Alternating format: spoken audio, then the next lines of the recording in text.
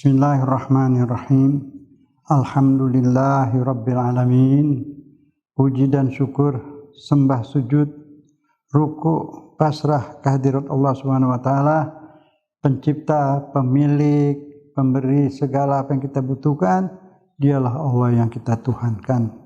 Salawat dan salam kepada Rasulnya Nabi tercinta Muhammad serta keluarganya yang disucikan dan sahabatnya yang baik lagi setia. Assalamualaikum warahmatullahi ta'ala wabarakatuh. Alhamdulillah, pendengar, pemirsa yang disayang Allah Subhanahu wa taala, alhamdulillah. Umur kita masih ada, masih hidup. Mudah-mudahan pada bulan Sya'ban dan Ramadan yang akan datang kita masih hidup, masih sempat memperbanyak ibadah, memperbaiki nilai-nilai sehingga kembali kepada Allah. Dan yang terpenting dari itu semua, kita kembali kepada Allah dengan hati yang bersih, qalbun salim, ruh yang bersih, ruh yang tidak membawa kotoran-kotoran dunia. Insya Allah puasa itu adalah satu jalan yang terpenting, suatu cara yang terpenting daripada yang lain mengenai pembersihan rohani, pembersihan jiwa, itu puasa. Karena puasa itu menahan apa yang kita tahan, hawa. Hawa itu yang banyak menjerumuskan manusia. Keinginan yang negatif. Tapi pada Ramadan yang positif pun kita tahan. Mau sarapan pagi? Tidak.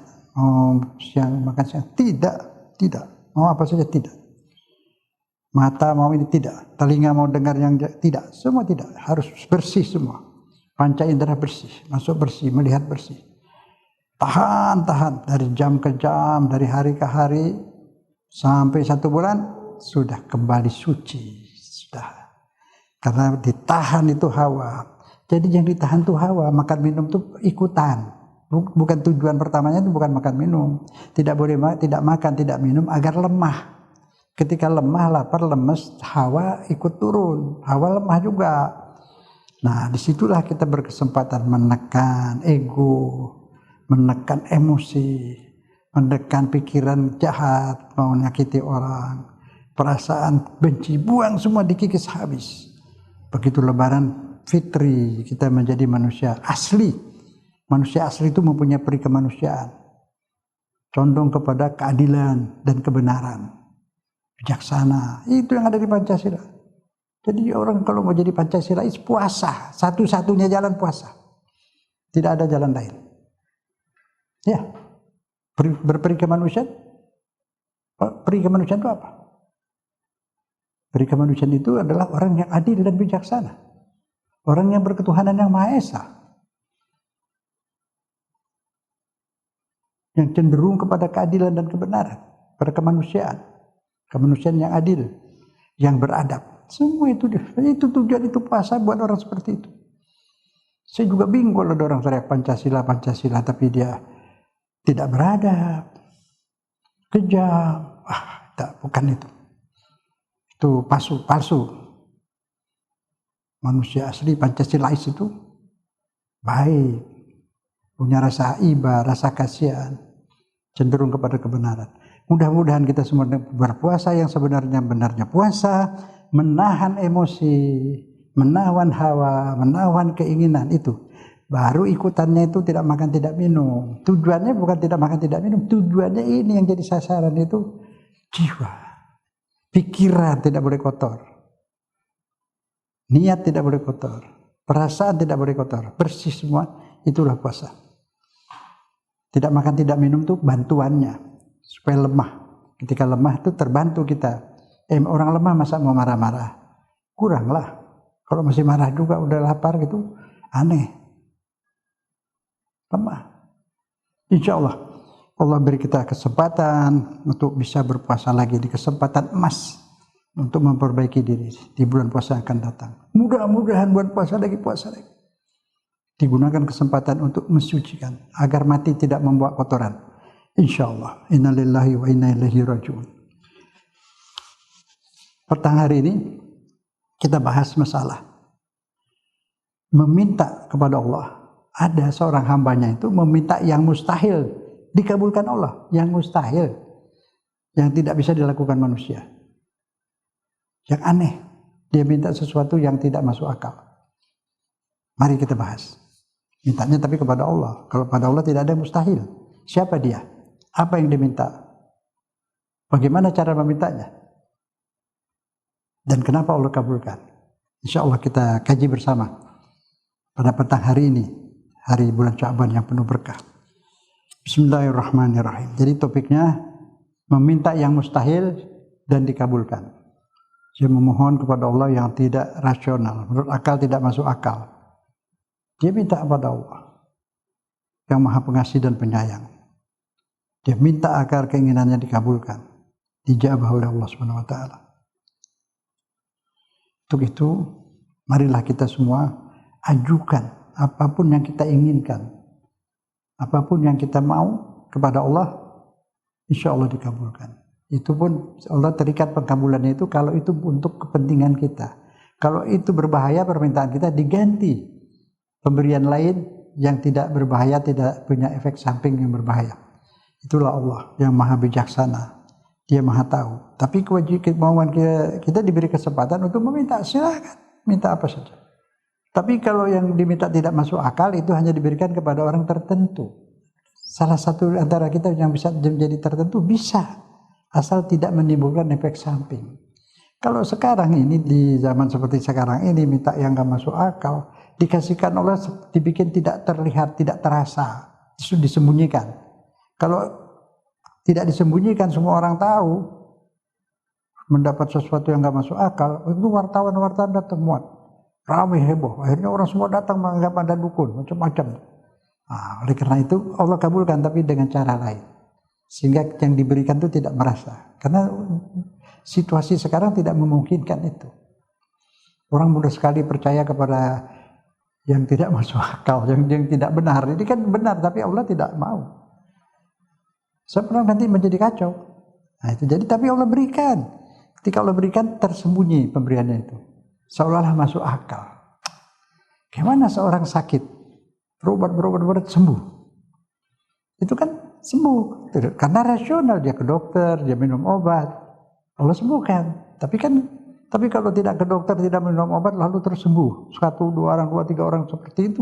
Heboh. Tidak mungkin. Banyak orang nanti malah jadi kacau imannya. Dianggap orang ini sakti. Dia minta, orang baru nemu batu aja di pelimpahan, datang semua mau minum air batu itu. Ya itu, pelajaran tauhid belum mantap di kita ini. Pengenalan Allah. Mudah sekali dikacaukan seperti itu. Udah banyak seperti itu. Maka itu Allah membantu manusia agar tidak terjadi hal itu. Jadi diberikan juga walaupun tidak masuk akal, diberikan. Tapi dibikin tak nampak, tidak kelihatan. Kita harus yakin kita beriman. Allah yang menyembuhkan. Ada rezeki tidak terduga, itu cuma dari Allah. Cuma karena tidak jelas nih banyak orang lupa kepada Allah. Waktu dia sakit, susah, diminta kepada Allah, sembuh. Lewat obat, lewat suntik atau apa saja. Dia tidak ingat, dia tahunya ya dari situ. Sebenarnya itu Allah menyembuhkan, tapi dengan cara yang rasional. Karena zaman sekarang tidak mungkin. Kalau tidak rasional itu mukjizat untuk nabi-nabi. Kalau sedikit tidak rasionalnya, itu karomah buat wali-wali. Seperti Siti Maryam, kan dia bukan nabi. Masa dia tepuk batang kurma, buahnya rontok. 10 perempuan ketepuk-tepuk itu gak akan rontok, buah kurma itu keras, pohonnya aja gak bisa goyang. Nah begitu itu pemahaman kita seperti itu. Nah sekarang kita lihat Nabi Zakaria. Dia mohon akan diberikan seorang putra. Tapi waktu memohonnya pun dia sudah menyampaikan, bagaimana ya Allah, saya ini sudah tua, sudah renta, lemah, rambut sudah putih. Istri saya mandul lagi, tapi saya butuh. Karena ini misi saya ini, siapa yang akan meneruskan? Orang-orang yang ada di sekitar saya ini tidak mampu, tidak akan bisa meneruskan urusan-urusan saya. Lain itu. Dia mintanya kepada Allah. Dia minta kepada Allah. Kita dengarkan cara dia meminta itu. Ini semua yang kita bahas ini dari surat Maryam ayat 2 sampai 15. Kalau siapa mau catat, buka Quran terjemah juga silahkan. Surat Maryam ayat 2 hingga 15. Memang sebaiknya yang mendengar ini ikut memahami secara serius. untuk disampaikan kepada orang-orang lain, terutama kepada keluarga kita, anak-anak kita. Jadi anak-anak kita ini kurangin gamenya lah, kita kasih cerita penting buat anak-anak. Udah mau nyangkut keimanan, keyakinan kepada Allah, tawakal kepada Allah, semua di sini. Jadi ini wajib kita sampaikan, wajib menyampaikan isi Quran, apalagi yang menyangkut keimanan seperti ini. Orang senang cerita-cerita kisah-kisah. Ini kisah dari Al-Quran itu semua punya makna. Umumnya kisah dari Al-Quran itu mengajarkan tauhid.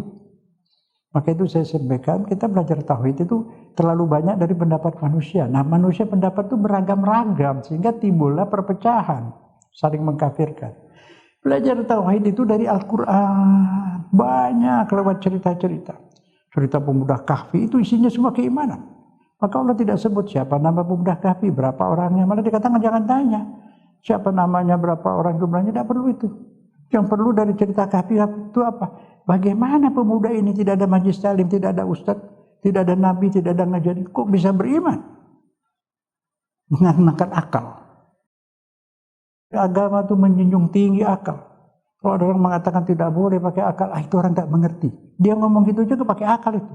Cuma akalnya salah berpikir. Iya kan? Fikih itu yang bikin ulama apa? Pakai akal. Ijtihad itu menggunakan akal. Makanya hukum maslahat itu berbeda. Imam Syafi'i itu kalau ada kebenturan, hukum itu membentur kemaslahatan, membentur kesehatan atau apapun, dia bilang boleh karena darurat. Yang tidak boleh menjadi boleh karena darurat. Itu Imam Syafi'i. Tapi kalau yang jelas barang itu ada babinya, yang nggak darurat itu. Kecuali nggak ada obat lain. Kalau ada obat lain ya yang lain aja. Kenapa mesti ambil yang ada, kan gitu. Itu syak. Nah, di Imam Malik dibilang maslahat, bukan darurat. Pola sudut bermandangnya berbeda, tapi isinya nanti sama. Maslahat, kepentingan. Jadi dibolehkan karena kepentingan.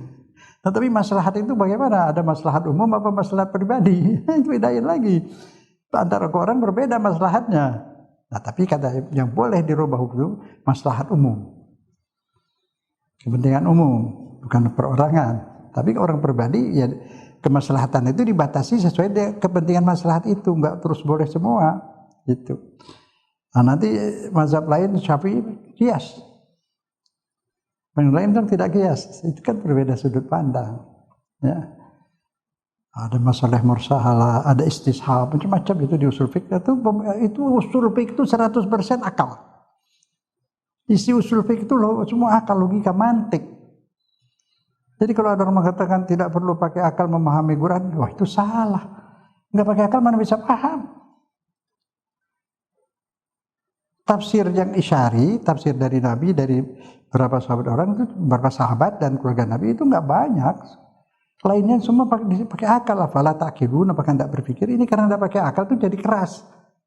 Jadi apa tadi salah memahami malah. Misalnya, semua perbuatan ibadah yang tidak dilakukan oleh Nabi, tidak pernah dilakukan oleh Nabi, bid'ah. Bid'ah sesat, setiap sesat masuk neraka. Sekarang saya tanya, orang Amerika khutbah Jumat pakai bahasa Inggris. Orang Sunda bahasa Sunda, orang Indonesia bahasa Indonesia. Cina pakai bahasa Cina. Semua ada di dunia ini. Apa semua itu mereka masuk neraka karena Nabi tidak pernah menggunakan bahasa itu? Tidak ada dalil. Nabi setiap khutbah bahasa Arab. Ini kok pakai bahasa lain yang tidak dipakai oleh Nabi? Bid'ah, siap bid'ah masuk neraka. Habis semua ulama di dunia masuk neraka kecuali orang Arab saja enggak. Orang Arab punya dosa lain lagi, suka perang, bunuh orang Islam. Neraka juga, surga kosong lah. Itu akal itu digunakan. Bukan mengakali Islam, akalnya diislamin. Ini dia nggak mau pakai akal tapi ngakalin Islam, mau merubah tafsir untuk kepentingan penguasa, ada itu. Itu ngakalin, nggak mau pakai akal tapi ngakalin mau. Itu yang nggak boleh. Tapi jarang yang begitu, sedikit, sudah hampir habis. Insya Allah tinggal yang baik-baik ini. Tapi mesti memahami itu pakai akal, bukan mengakalin Quran, bukan ngakalin muslimin. Akalnya diislamkan, akalnya diqurankan. Kalau akalnya diqurankan, itu akal dalam ilmu ta'rif, dalam bahasa Arab disebut nur. Kabel listrik itu nur, positif negatif. Yang positif itu nur. Nur ini ketika diqurankan, akal ini nur. diqurankan, nur negatifnya mati, tinggal nur positif. Jadi dua kabel, nur Quran dan nur akal, paralel. Itu bisa menghasilkan teknologi dan sebagainya. Kalau tidak diqurankan akal ini, jadi apinya api beneran, nar, membakar, membunuh, perang dan sebagainya. Itu dia. Jadi akal manusia ini perlu diqurankan.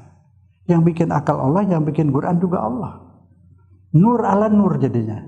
Nur bersama nur. Double nur. Listrik kan double kabel. Nyala kan? Gravitasi juga nggak pernah tahu apa warnanya, apa bentuknya. Tapi semua tahu ada. Angin, apa warnanya, apa bentuknya, juga nggak tahu. Tapi ada. Gaib. Tapi kita beriman. Karena kita berasa ada bukti. Allah gaib, tapi ada bukti. Ini kita ada. Berasa nggak dirinya ada? Ada, coba cubit. Hidup kan? Ada kan? Nah, siapa yang hidupkan? Pikir, cari dulu. Jangan sebut Allah dulu, cari dulu. Siapa? Kalau bukan Allah siapa? Ada. Kalau orang tidak beriman tuh nggak normal itu. Dirinya aja ditanya siapa yang bikin saya.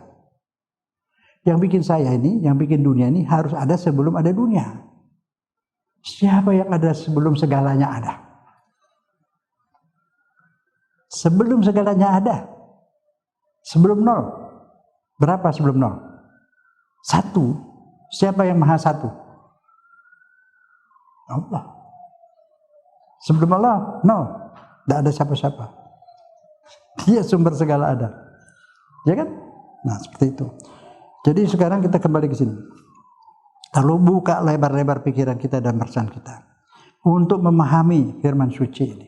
Tidak bisa dipahami tanpa akal dan perasaan bening, pikiran bening, hati bersih. Nur lagi. Quran ini nur, cahaya. Otak kita harus bersih. Kalau dengarkan ceramah ini cuma mau nyari kesalahan karena benci, ya itu yang susah. Api yang dapat nanti. Api, panas. Benci. Akhirnya mengeluarkan kata-kata yang tidak karuan karena kebencian. Itu yang membahayakan umat Islam seperti itu. Harus dibersihkan hati itu, pikiran bening, perasaan bersih, suci dari segala benci dan dendam. Insyaallah. Mari dengan hati yang bersih, pikiran yang bening kita pelajari. Mulai ayat 2 ya. Kisah Nabi Zakaria. Insyaallah Allah beri taufik. A'udzubillahi minasyaitonirrajim. Bismillahirrahmanirrahim. Zikru rahmati rabbika abdahu Zakaria. Inilah riwayat tentang rahmat Tuhanmu yang diberikan kepada nabinya Zakaria. Kenapa Zakaria itu? Itu Nabi Zakaria minta sesuatu yang di atas kemampuan manusia. Di atas kemampuan pemikiran manusia. Dia minta keturunan. Karena untuk meneruskan dia punya misi ini, dakwah dan sebagainya. Dianya sudah tua banget itu, udah rapuh. Tulang-tulangnya juga udah payah. Istrinya mandul, meminta putra. Mustahil, tapi dia minta kepada yang maha kuasa, yang bisa melakukan apa saja yang mustahil. Ya kan? Dia bikin pohon kelapa juga mustahil tuh. Buah kelapa mustahil. Kita ini ada juga mustahil. Dari tanah kok. Selanjutnya dari air. Dari Adam dari tanah, kita dari air. Masa air itu? Air jadi rambut? Hah? Air jadi kuku? Jadi darah? Subhanallah. Dan tidak di pabrik, kecuali ada kita di pabrik, di mesin kita dibikin. Enggak juga tuh, sudah hidup. Marilah kita pelajari rahmat Allah yang memelihara manusia kepada hambanya Zakaria. Nabi Zakaria memohon kepada Allah dengan bahasa yang sangat indah. Allah menceritakan tentang Zakaria. Diabadikannya kisah tentang Nabi Zakaria itu dalam Al-Quran. Surat Maryam ayat 2-15 ya. A'udzubillahi minasyaitonirrajim. Ayat 3. Iznada rabbahu nidaan khufiyya. Ini bahasanya sastra banget. Menggetar kita. Luar biasa. Kalau yang ngerti bahasa Arab, luar biasa. Bisa meneteskan air mata itu. Lihat kalimatnya ini. Zikru rahmati rabbika abdahu Zakaria. Iznada rabbahu nidaan khufiyya. tentang riwayat Nabi Zakaria. Tatkala dia berdoa memohon kepada Tuhannya dengan suara yang lembut manja. Nabi Zakaria dalam memanjatkan permohonan doanya itu kepada Allah dengan suara yang sopan, lembut. Ini bahasa Arab, kalau paham luar biasa. Kita lanjutkan. Qala Rabbi inni wahanal azmu minni washta'ala syaiba walam akun bidu'aika Rabbi syaqiyya. Semua akhiran belakangnya ya. Dia berkata, ya Tuhanku, kini tulangku telah lemah, rapuh, dan kepalaku telah ditumbuhi uban-uban putih.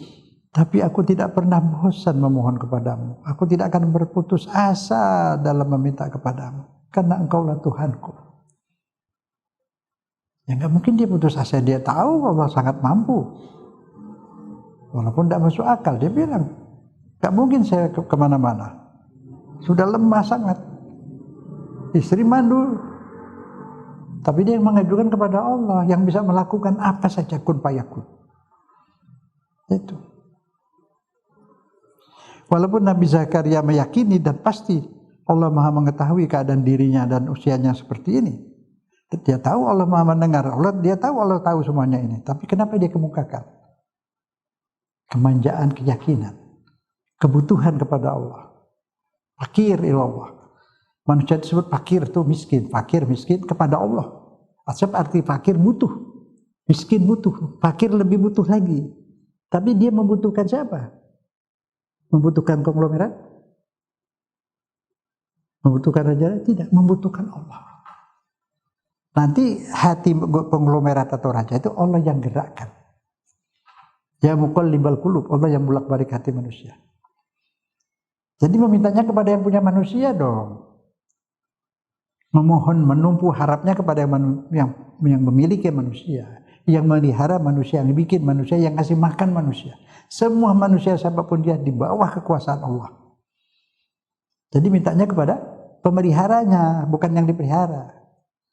Pada yang dipelihara sekedarnya saja. Minta bantuan boleh, tapi tumpuan permohonan pada Allahus Samad. Dia mintanya nggak salah ini, yang nggak masuk akal, tapi mintanya kepada yang bikin akal. Subhanallah. Walam akun bidu'aika Rabbi syaqiyya, dan saya tidak akan pernah bosan meminta kepadamu ya Allah. Karena dia yakin banget Allah itu Rahman Rahim. Bisa nggak kita seperti ini? Kalau punya hajat, bangun malam, minta. Nah ini maaf ya, kepada pasangan-pasangan yang belum mendapat keturunan, belum dapat putra atau putri, belum mendapat anak, silahkan baca doa Nabi Zakaria ini. Bilang sama Allah, saya minta sama dengan Nabi Zakaria.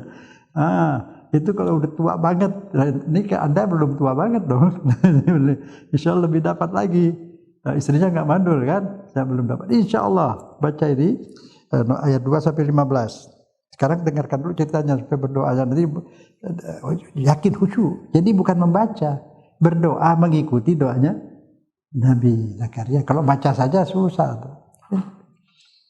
Boleh berdoa, ikuti cara Nabi Zakaria.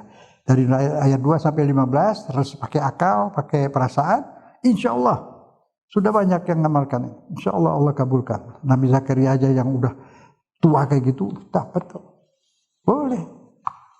Cuma beda, nanti tidak diqurankan. Beda Qurannya. Nabi Zakaria buat ngajarin kita, jadi diabadikan supaya kita tiru, gitu dong. Ya kan? Tapi kalau Anda nanti dapat, dibikin tidak terasa, tentu beranak aja. Padahal Allah yang takdirkan itu. Nah cara berdoanya tiru Nabi Zakaria.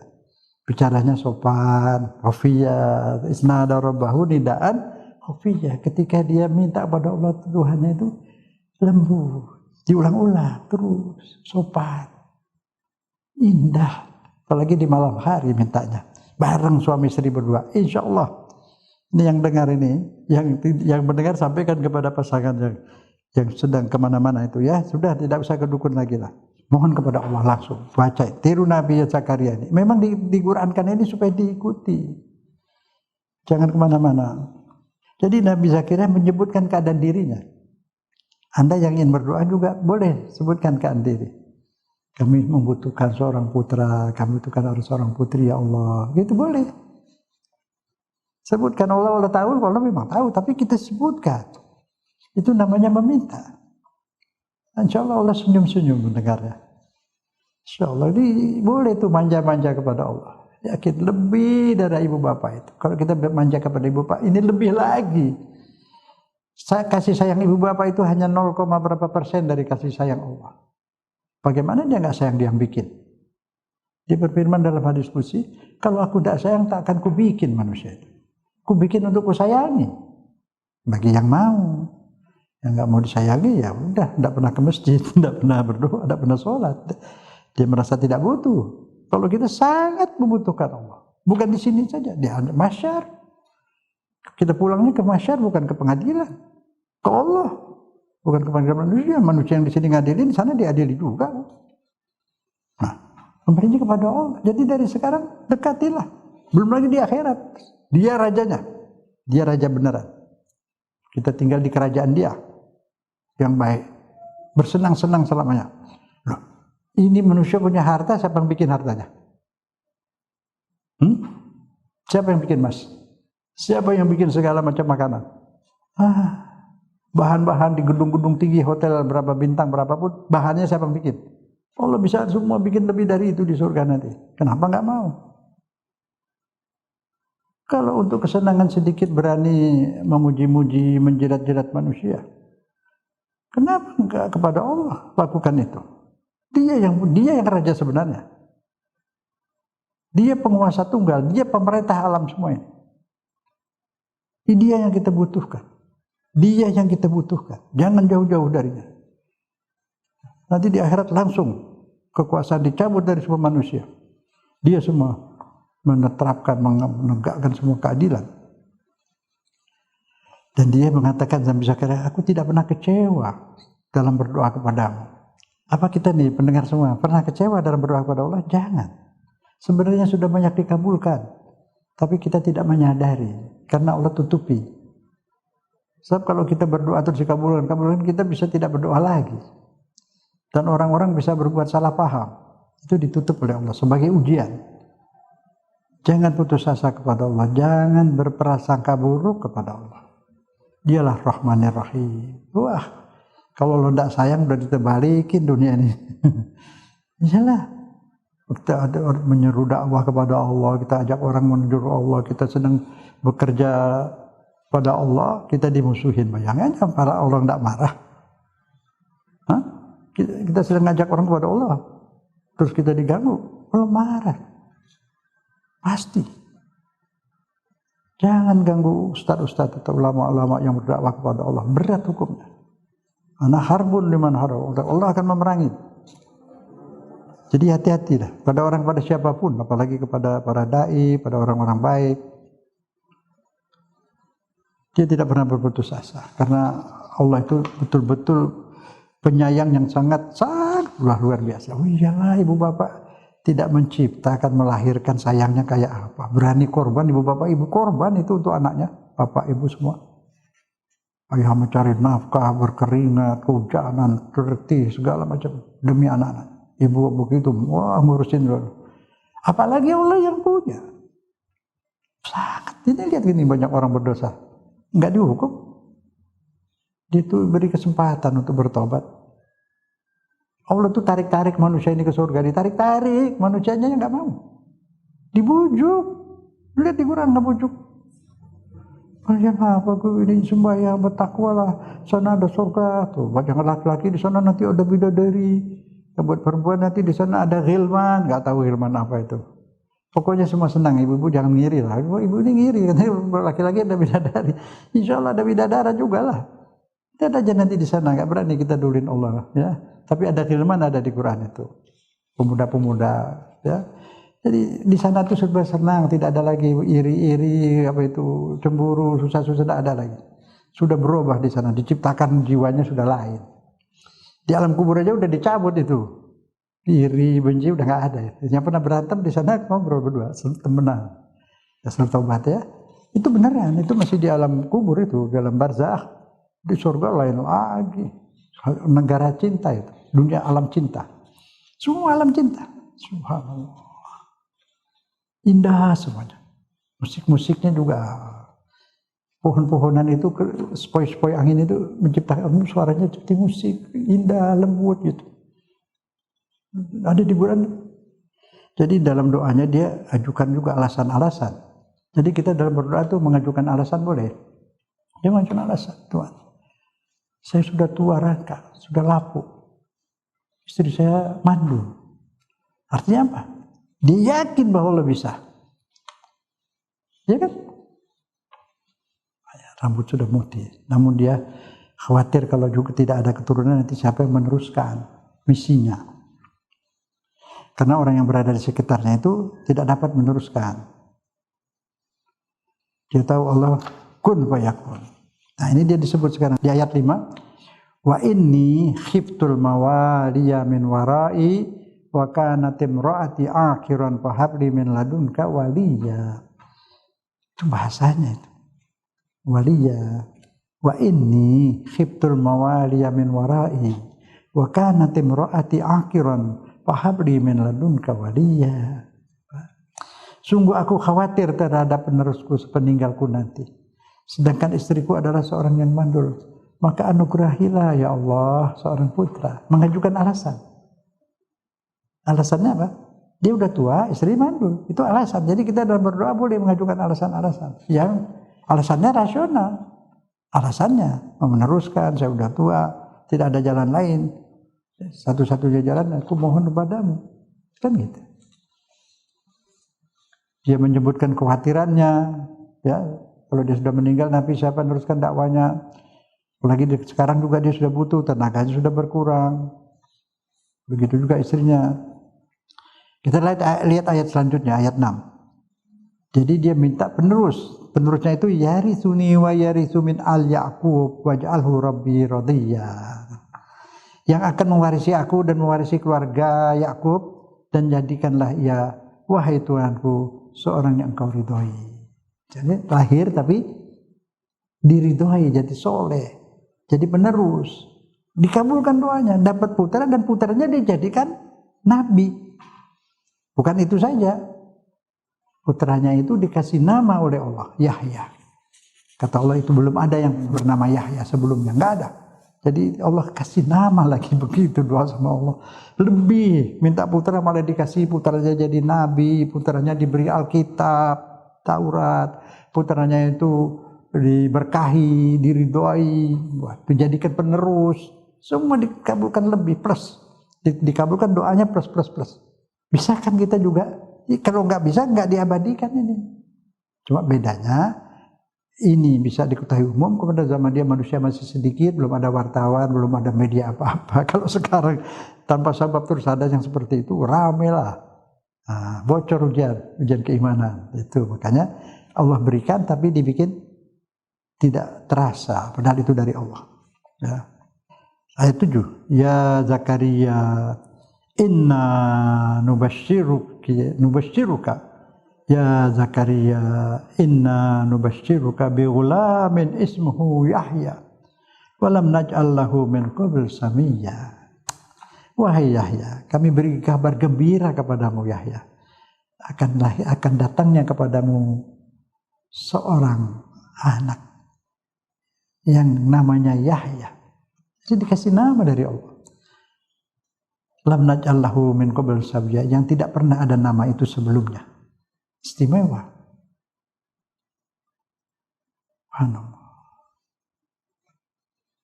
Bisa. Gak masuk akal. Mandul, sudah tua sekali, udah gak bisa apa-apa, badannya juga sudah susah. Kalau Allah mau kasih, kun, fayakun. Dia pencipta, dia pengasih penyayang. Hambanya memohon kepadanya, memohonnya pakai alasan-alasan. Dan sopan, betul-betul menuhankan Allah. Dikabulkan. Jadi berdoa itu seperti itu, bukan asal baca doa. Ini juga nanti kalau yang mau ingin dapat anak, baca ini kan dari ayat 2 tadi sampai 15, jangan asal baca. Lihat maknanya. Sekarang udah tahu kan kisahnya bagaimana, boleh sampaikan di situ, ya Allah, saya butuh, ingin punya putra, ingin punya momongan, gini terus. Kasih alasan-alasan. Kemudian yakin dalam hati ini, aku tidak minta kepada yang lain ya Allah. Hanya Engkau ya Allah, kepadamu aku memohon. Kabulkan ya Allah. Ngomonglah kepada Allah itu, pakai bahasa Indonesia boleh ya. Tapi ayat ini dibaca sebagai untuk pengantar. Dalam hati terus pakai bahasa Indonesia, terus mohon, meminta, mengemis, mengeluh, merengek, menangis. Sebab Allah segalanya bagi semua kita. Dia segalanya Allah. Apa sih? Hidup kita ini 24 jam semua menikmati pemberian Allah. Mandi, air Allah. Sabun, rumah bahannya bikinan Allah. Apa lagi? Semen-semen rumah, semua bikinan Allah. Apanya? Semua. Hanya orang buta yang tidak bisa mengakui ini. Buta dia. Buta mata hati. Bukan buta ini. Dia hanya bisa lihat syahwat-syahwat. Seharusnya bisa melihat kebesaran Allah. Mata itu kalau di dunia tidak bisa melihat kebesaran Allah, kata Allah nanti akan dibangkitkan di hari kiamat. Ada dua ayat diulang 2 kali itu, di surat Toha. Nanti di hari kiamat dia di padang mahsyar buta, terinjak-injak, jatuh-jatuh, bangun. Seluruh manusia yang pernah hidup, yang sekarang hidup, dan yang akan hidup kumpul itu di satu lapangan di mahsyar itu. Wah, itu banyaknya kayak apa. Terkadang lewati tempat panas, nanti jalan lagi di suatu daerah gelap. Yang beriman, sholat, keluar cahaya dari dirinya. Cahaya, kayak baterai itu. Terang dia bisa lihat jalan. Di sebelahnya ada orang di surat Asy-Syu'ara disebut, di sebelahnya ada orang minta numpang lihat. Terus datang tabir. Kalau enggak, kamu enggak boleh ikut lihat. Nah ini, orang-orang yang tidak pernah ingat Allah, tidak pernah melihat kebesaran Allah, di dunia pun dia hidupnya akan menderita batin. Dia makan enak, tidur enak, uangnya banyak, tapi batinnya rusak. Jiwanya rusak, hatinya pedih. Allah berfirman dalam surat Toha. A'udzubillahi minasyaitonirrajim. Man a'rada an dzikri fa inna lahu ma'isyatan donka. Barang siapa berpaling, tidak bisa ingat aku, tidak bisa lihat kebesaranku, dia akan hidup di dunia itu sesak napas. Maksudnya apa sesak napas? Sumpek, kalau bahasa Betawi, sumpek. Hatinya itu merana terus. Ingin keluar terus, ingin cari hiburan terus. Nah, kenapa orang cari hiburan? Kok hiburan dicari? Karena dia tidak terhibur. Kalau tidak terhibur artinya apa? Sumpah. Susah hatinya. Menderita. Jadi dia perlu cari hiburan. Kalau orang yang sudah terhibur, duduk di balai reot di rumahnya terhibur. Tidur di tempat tidur dari kayu, tidur. Karena hatinya tenang. Tidak gelisah. Mereka itu gelisah. Kayak orang sesak napas. Disebut seperti orang naik ke atas. Di atas kurang oksigen. Dilukiskan di Quran seperti naik ke atas. Di atas kurang oksigen jadi seperti sesak napas. Dia bukan sesak napas tapi desak di sini, gelisah terus. Terus cari hiburan terus, cari duit lagi, cari hiburan lagi, habisin. Hiburan lagi, bahagia pun nggak dapat. Bahagia di hati, bukan di badan. Benda, makanan semua untuk badan. Badan ini benda mati. Bisa menikmati enak-enak itu. Tapi kalau tenang, hati lapang, lain ceritanya. Ingat Allah. Kenal Allah. Lihat apa saja bikinan Allah, dia ingat Allah. Wa nahsyuruhu yaumal qiyamati a'ma. Nanti dibangkitkan di padang mahsyar, dia buta. Mereka protes. Ya Allah, lima hasyartani a'ma. Ya Tuhan, kenapa kau bangkitkan aku di sini buta? Allah berfirman, laqad atatka ayatuna panasita. Di depan matamu banyak sekali apa-apa yang ada yang kau lihat. Tapi kamu tidak bisa lihat aku, padahal itu ciptaanku. Seharusnya kau melihat barang itu ingat aku. Seharusnya kau lihat durian itu ingat bagaimana ini kulit berduri, di dalamnya ada durian enak. Diletakkan di biji. Kenapa dikasih biji? Supaya bijinya hidup lagi, tumbuh lagi, jadi durian lagi, jadi tidak habis. Terus kulitnya itu, yang ada duriannya itu dikasih licin supaya nggak lengket itu. Duriannya nggak nempel di situ. Nangka aja yang suka nempel dikasih batas, jerami-jerami dari buah satu ke buah yang lain supaya tidak. Itu kan sempurna ciptaan Allah. Masa nggak lihat sih? Masa nggak bisa mikir kayak gitu? Kalau udah mikir gitu kan pasti cari penciptanya. Jangan bilang kehendak alam. Alam itu kehendak, nggak punya kehendak. Boro-boro bikin pepaya. Kehendak aja nggak punya. Alam tidak punya kehendak. Alam itu apa? Segala selain Allah itu alam. Yang bukan alam itu hanya Allah. Alam ciptaan Allah dan dihukum oleh Allah, bukan hukum alam. Alam dihukum. Nah, itu bahasa orang tidak beriman, kita ikut-ikut. Kita orang Islam jangan bilang hukum alam itu, sunnatullah. Itu yang di Quran disebut sunnatullah, yaitu takdir Allah. Sunnatullah, ciptaan Allah. Alam itu baru, nggak bisa apa-apa alam itu. Alam dihukum, kita dihukum. Harus mati, harus hidup, harus tidur, harus makan. Ya kan? Kenapa dibikin kita harus makan? Supaya berbudaya. Kalau nggak makan, orang nggak mau berbudaya. Nggak ada apa-apa. Nah itu jadi artinya Nabi Zakaria ini tepat. Dia memohon kepada Allah tepat. Tidak salah tempat memohon. Ya Zakaria, inna nubasyiruka bi ghulamin ismuhu Yahya. Wahai Zakaria, kami beri kabar gembira kepadamu. Lahirnya seorang putra bernama Yahya, dikasih nama langsung oleh Allah. Lam naj'al lahu min qabl sawiyya. Kami tidak pernah beri nama itu kepada orang lain sebelumnya. Cuman luar biasa, plus-plusnya banyak. Dikasih putra permintaannya, iya, dikasih lagi terus dia dikasih nama, terus dia akan jadi nabi. Dikasih ada lagi nanti pemberiannya ini. Terus apa kata Zakaria? Walaupun dia tadi waktu minta dibilang saya lemah, tapi sekarang dia sendiri aneh, dia sendiri heran. Bismillahirrahmanirrahim. Qala rabbi anna yakunu li ghulam wa kanat imraati aqiran wa qad balagtu minal kibari atiyya.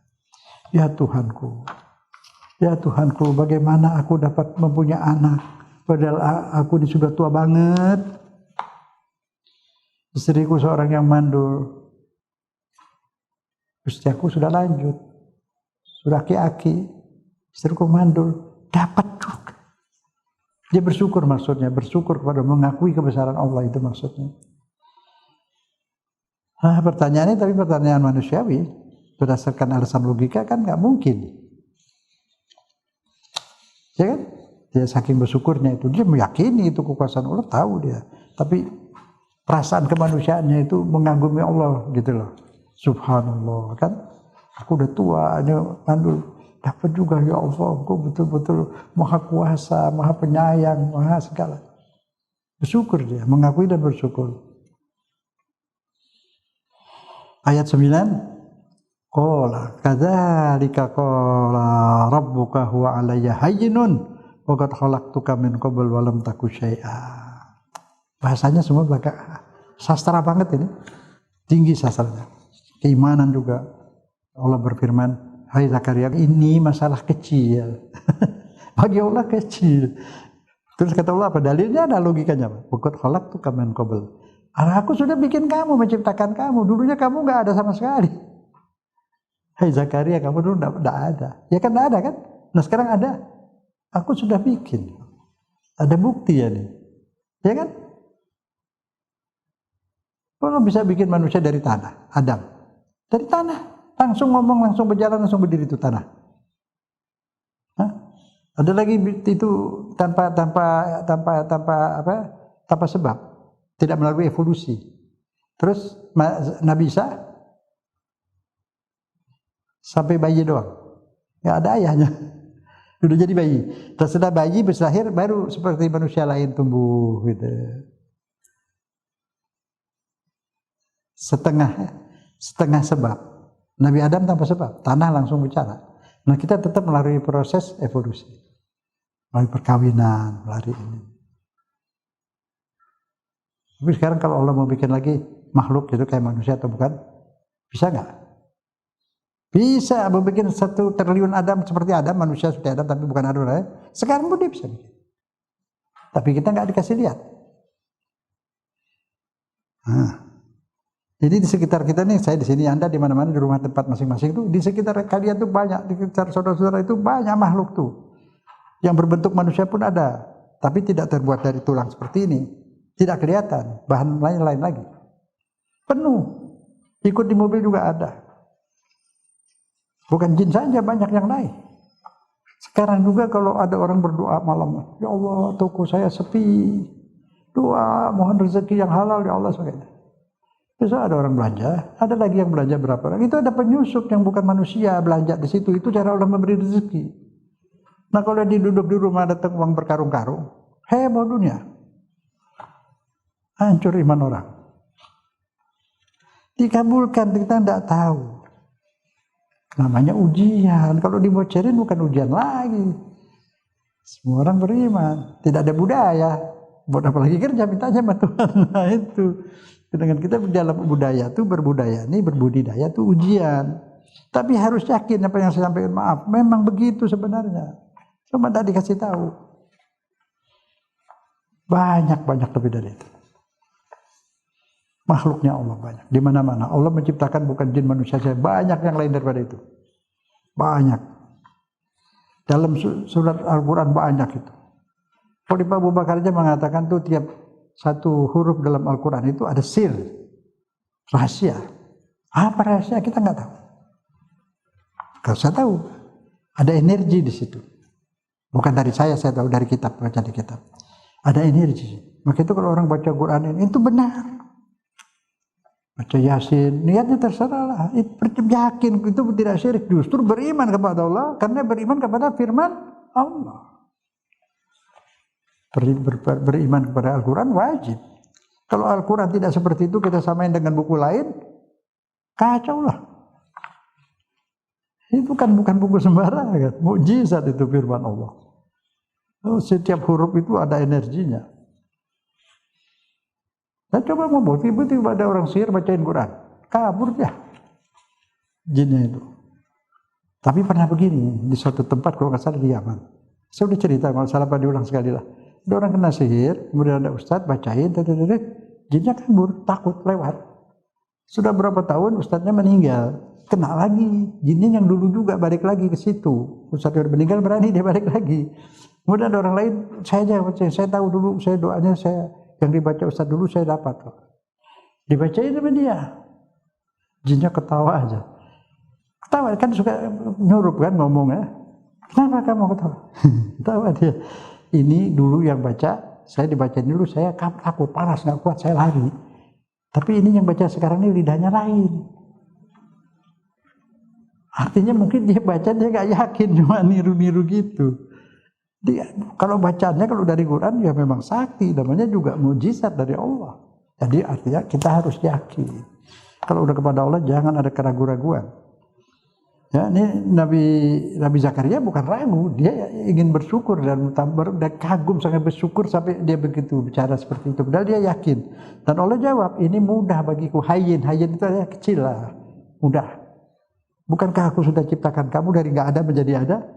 Ya, betul kan? Kita juga dulu ada nggak? Ada, sekarang ada, semua kan? Itu bapak-bapak semua, ibu-ibu semua yang ada nih, dulunya nggak ada kan? Sekarang ada semua ini. Siapa yang bikin? Suruh mikir dulu. Yang nggak sembahyang tuh suruh mikir. Siapa yang bikin dia? Mikir dulu deh, dikit aja. Kalau bukan Tuhan, iya saya mau tanya, siapa? Nggak mungkin ada bikin diri sendiri kan nggak mungkin. Alam yang bikin nggak mungkin lagi. Alam tuh nggak bisa bikin apa-apa. Batu tuh alam, ini benda, kain-kain alam. Saya lempar ke atas, jatuh ke bawah. Kalau bilang hukum alam, ya hukum aja dirinya pengen naik jatuh ke atas, jatuh ke samping, bisa nggak? Ya udah ke bawah, dia tunduk pada hukum gravitasi. Nah yang bikin hukum gravitasi siapa? Allah.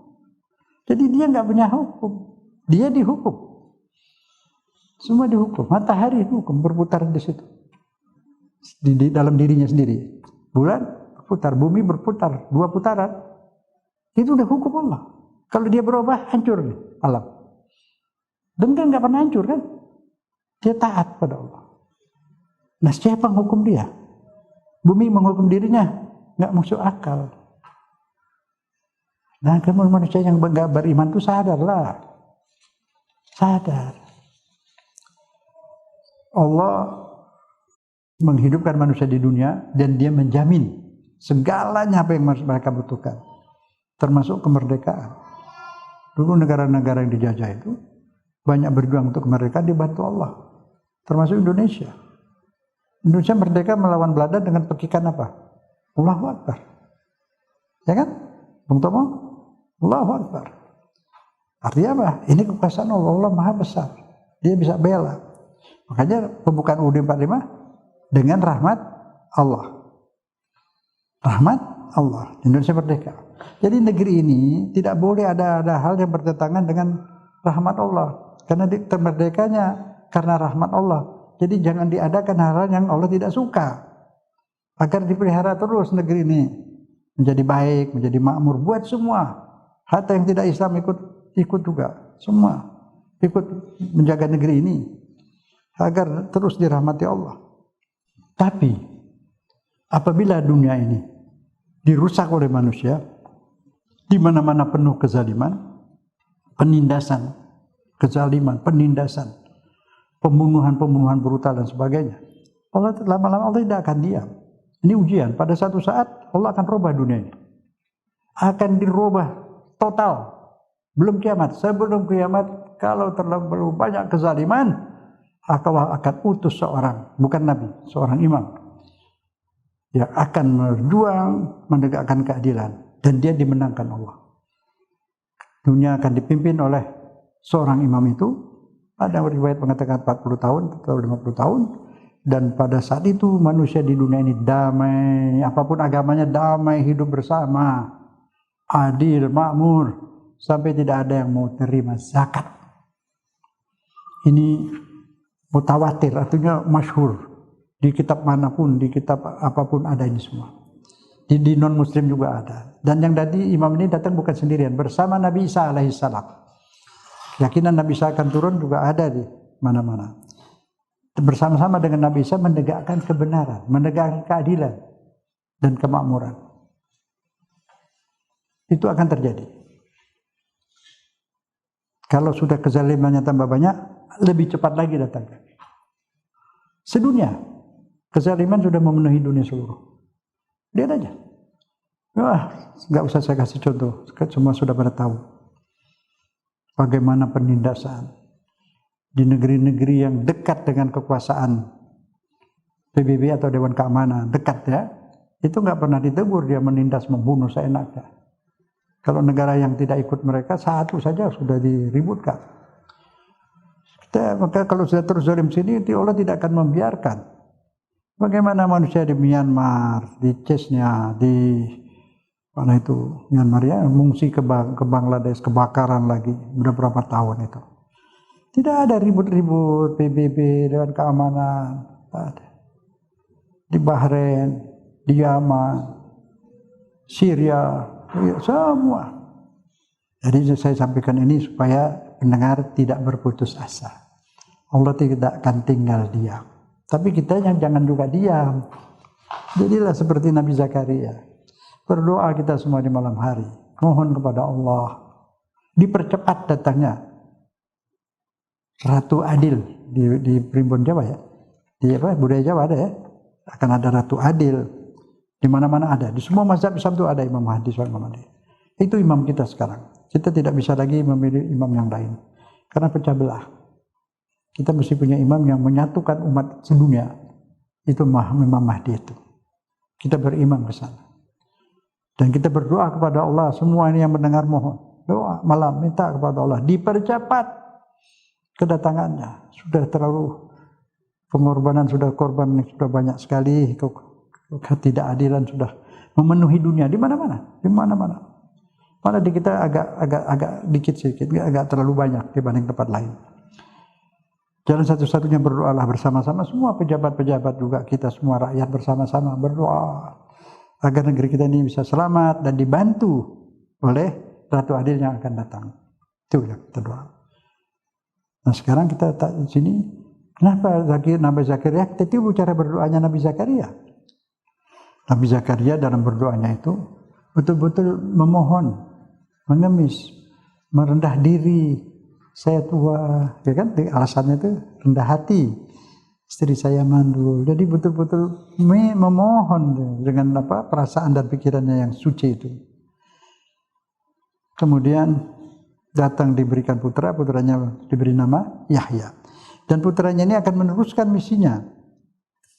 Kemudian untuk itu bertanya, qala ya rabbi ij'alli ayah. Ya Allah ya Tuhan, berilah aku tanda. Maksudnya tanda itu kekuatan. Qala ayatuka an la tukalliman nas salasa layalin sawiyya. Tanda yang akan berikan untuk kekuatan kamu itu adalah agar kamu tidak berbicara kepada manusia selama 3 hari.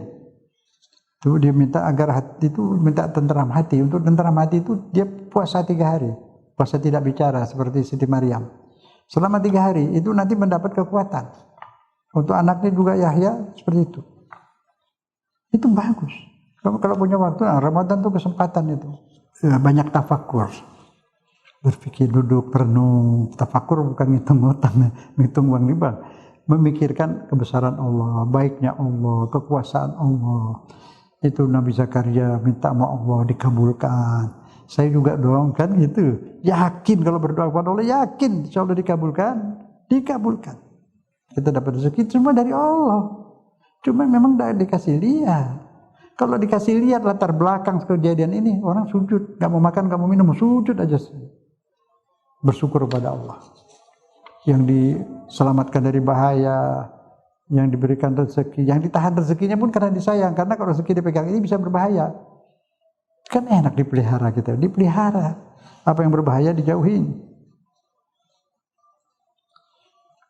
Nah, pada akhirnya Nabi Zakaria keluar dari tempat khalwat ya, tempat dia bermunajat untuk menjumpai kaumnya dan menyampaikan kepada mereka agar bertasbih. Perintahnya untuk bertasbih, kenapa ya?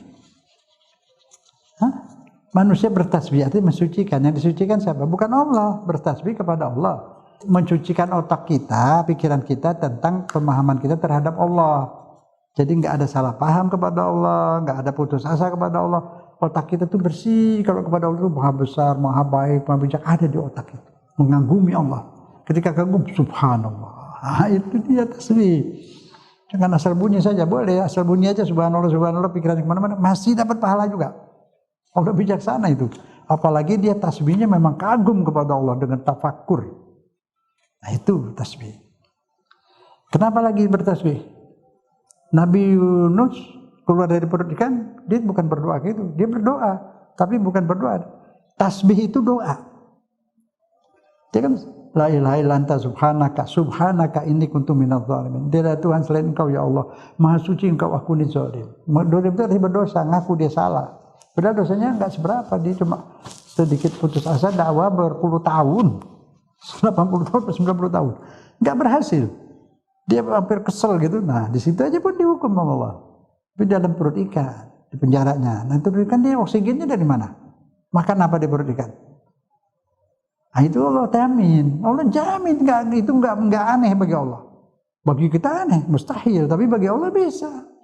Nabi Nuh dalam kapalnya itu makanan penuh. Kambing-kambingnya tuh langsung besar, langsung beranak. Bayinya beranak langsung gede lagi. Semua seperti itu, buah-buahan, pohon-pohon tumbuh terus semua berbuah. Jadi Allah itu punya sifat, tidak ada sifat kekurangan. Itu arti tasbih. Kekuatannya Allah tanpa batas. Keberadaannya tanpa batas. Jadi berada di sini beda, enggak, tanpa batas. Allah adanya itu tanpa batas. Ya kan? Karena dia Allah, kok susah dibatas? Iya, karena dia Allah. Kalau ada batas dia bukan Allah. Nah, dimanapun. Ya itu, tapi satu, tanpa batas. Tidak bisa dilihat, cahaya. Kasih sayangnya tanpa batas. Dia berkemampuan tanpa batas. Dia pencipta ruang dan waktu terbatas. Dia tanpa batas. Ruang dan waktu di bawah kekuasaannya. Semua ruang dan waktu di bawah kekuasaannya. Karena ruang dan waktu terbatas. Allah tanpa batas. Kita dibatasi oleh ruang dan waktu. Kita ada di sini. Kalau mau pindah ke Jatinegara, kita mesti pindah jalan bawa badan kita ke sana. Allah tidak terikat dengan ruang dan waktu. Karena dia tanpa batas. Tidak bisa dibatasi oleh apapun. Ya, kemudian subhanallah. Diberikan kekuatan lagi, Maryam ayat 12, ya Yahya khudhil kitab biquwwah wa atainahul hukma sabiyya. Wahai Yahya. Ini Yahya ini anaknya nih. Sudah dikasih apa itu? Nama, dilahirkan, dikasih nama, dikasih kebijaksanaan, dikasih Alkitab, guidebook petunjuk hidup, subhanallah. Kurang apa lagi? Dikasih kekuatan. Dari situ. Ambillah kitab Taurat itu dan sungguh-sungguh ya, pegang kuat-kuat. Kitab itu pegang kuat-kuat, artinya jangan lepas. Kita juga suruh pegang kuat, Quran kuat-kuat. Berarti di hadis Nabi, di akhir zaman ini banyak kebohongan-kebohongan, pemalsuan-pemalsuan agama, penafsiran dirubah-rubah, hadis dirubah-rubah, dibikin. Jalan satu-satunya kata Allah, gigit Al-Quran itu dengan taringmu. Pegang Al-Quran itu ini. Maksudnya apa? Jangan lepas. Kalau pegang di tangan bisa lepas. Artinya jangan keluar dari Al-Quran. Pelajari Al-Quran. Pegang teguh Al-Quran. Serem. Manusianya bukan muslim nyusup di ormas Islam juga banyak. Banyak lagi penyusupan di mana-mana. Jadi husnuzon kepada orang Islam, bersangka baik, jangan curiga, tapi tetap waspada. Janganlah kita dibohongi terus gitu ya. Terus apa lagi? Firman suci ayat 13. Subhanallah, lihat nih. Wa hananan min ladunna wa zakatan wa kana taqiyya. Allah, tahu nih artinya bahasa ini tinggi banget. Dan Allah melimpahkan rasa kasih sayangnya kepada siapa? Yahya tadi. Dan siapapun yang berdoa seperti dia, wa zakatan, disucikan dia. Diberi kasih sayang dalam kesucian. Wa kana taqiyya, dan ditakdirkan menjadi orang bertakwa. Wa hananan min ladunna wa zakatan wa kana taqiyya. Kita berdoa, ya Allah, Engkau Maha Penyayang kepada semua, termasuk kepada Nabi Zakaria dan putranya Yahya. Ya Allah, kami mohon diberikan seperti itu, hananan, kasih sayang-Mu, wa zakatan, pembersihan hatiku, taqiyya, dimudahkan aku bertakwa kepadamu. Ya Rabb, minta kepada Allah. Tidak ada yang bisa mensayangi kita sepenuhnya, memberi apa yang kita ingin, hanya Allah. Jangan jauh-jauh dari Allah. Di akhir zaman ini banyak ibadah. Pegang Al-Quran, pelajari Al-Quran. Ini begini, kata-katanya, sekarang banyak hoax. Yang kanan jadi kiri, yang kiri jadi kanan, yang baik dikafirkan. Auzubillah. Jadi salah satu-satunya pegang Al-Quran akan dapat hidayah dari Allah. Kita akan tahu mana benar. Kita jalan di tempat gelap, cahayanya Al-Quran. Al-Quran itu senter. Kalau bahasa Betawi, baterai ya. Baterai padahal bijinya ya. Senter lah ya. Menyala kan. Sekarang orang Quran itu senter. Kalau barangnya nggak kelihatan di rumah gelap, lampu mati, kita bawa senter kelihatan. Mana piring, mana beling, mana kaca, mana paku, tahu kan? Pakai senter. Sekarang kita mana tahu benar dan salah. Pakai Quran. Pelajari Quran akan tahu mana benar, mana salah. Sekarang Quran banyak. Orang dulu satu rumah Qurannya satu, kursi mahal ya.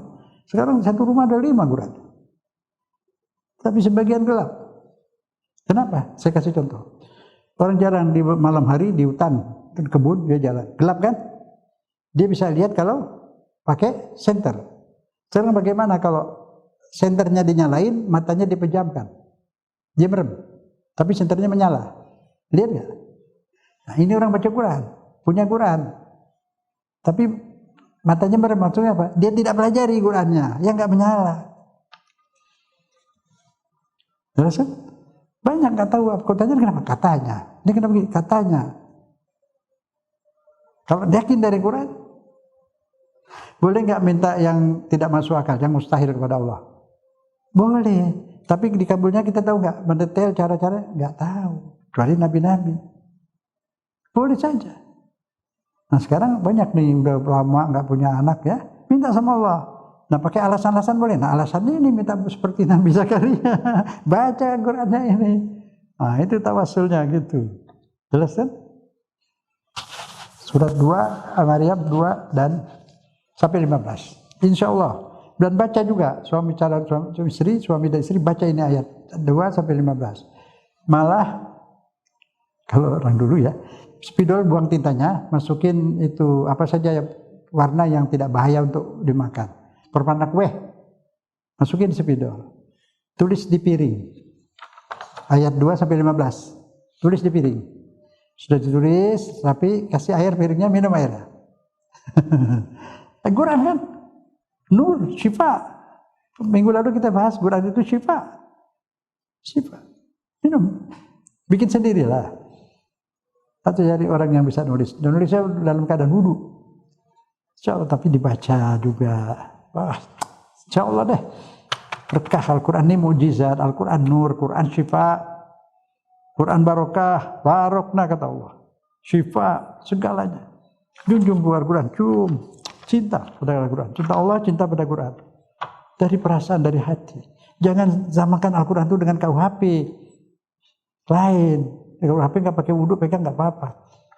Buatan Belanda lagi, diterjemahin dari Yunani kuno. Belanda ngambil dari Yunani kuno. Tapi sudah dimodernkan terus.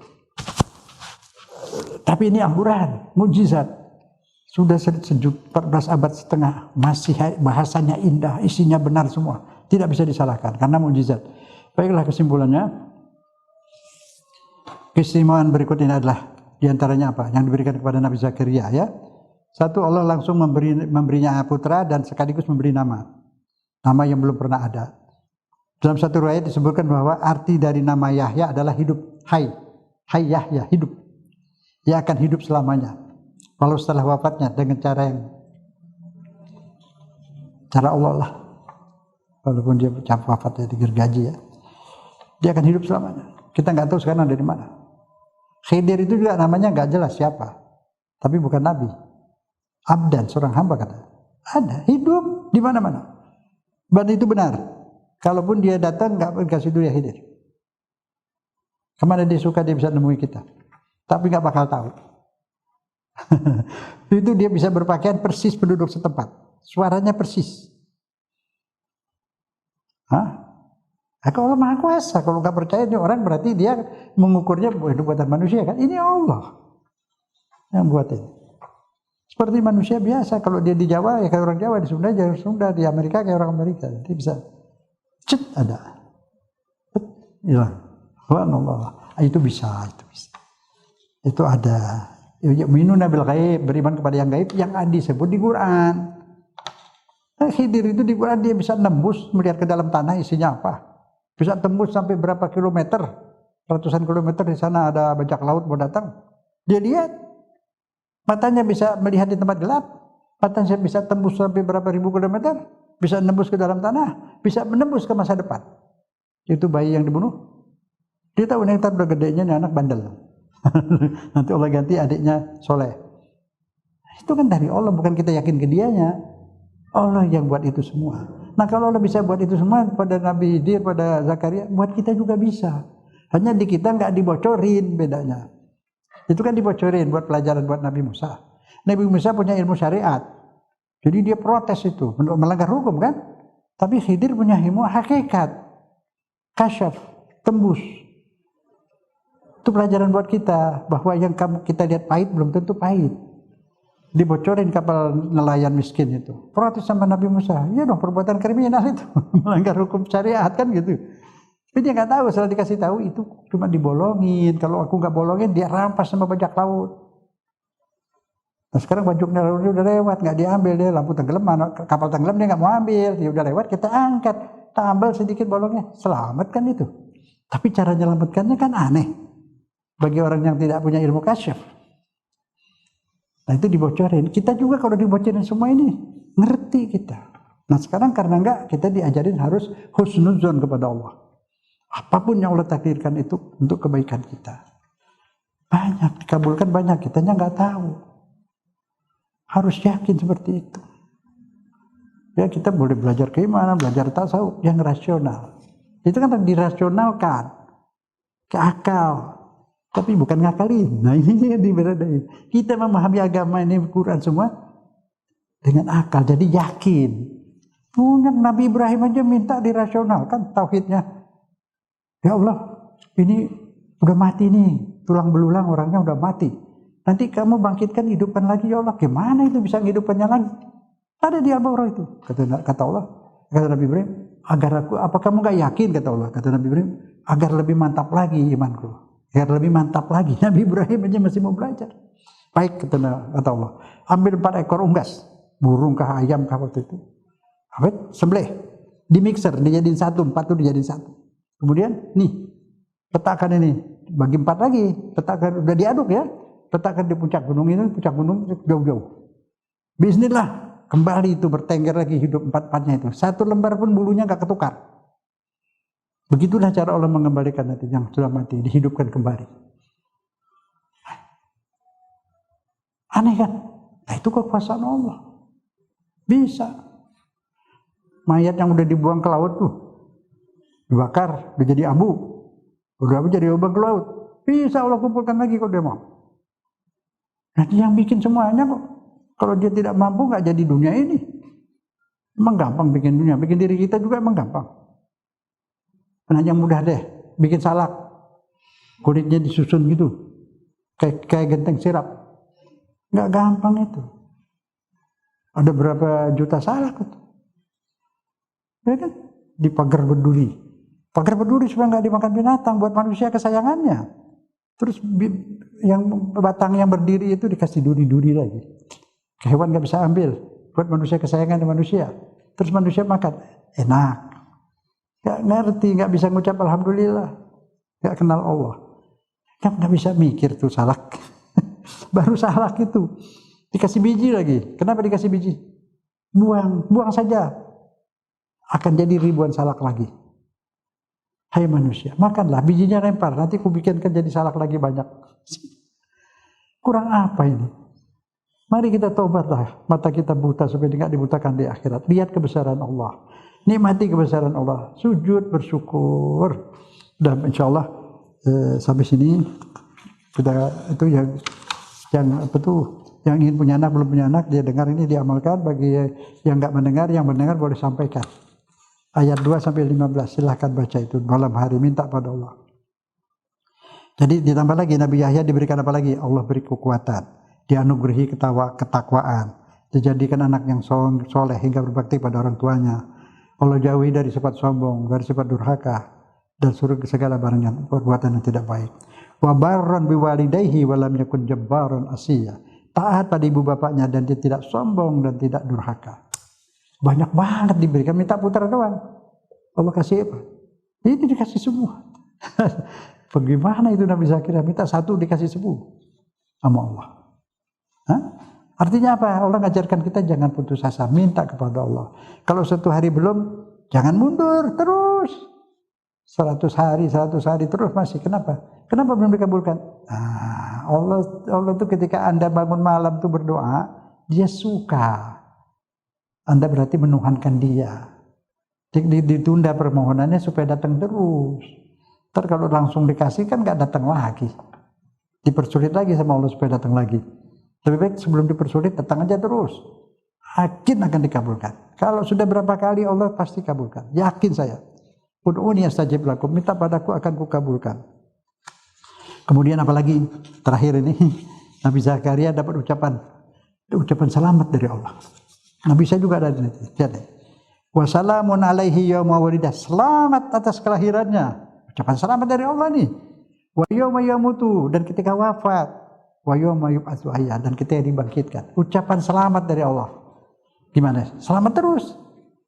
Kita pengen juga dapat ucapan itu. Minta ya Allah, kau wafat aku tolong dicambut. Allah nyambut apa? Kalau kita meninggal pas mau masuk itu.